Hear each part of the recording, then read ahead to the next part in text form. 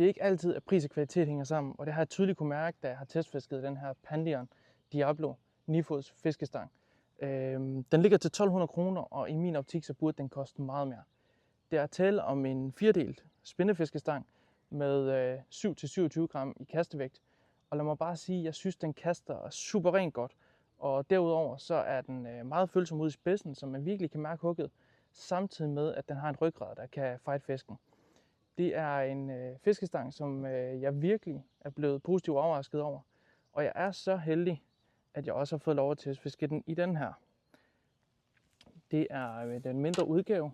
Den er 6,6 og har en kastevægt på 2-8 gram.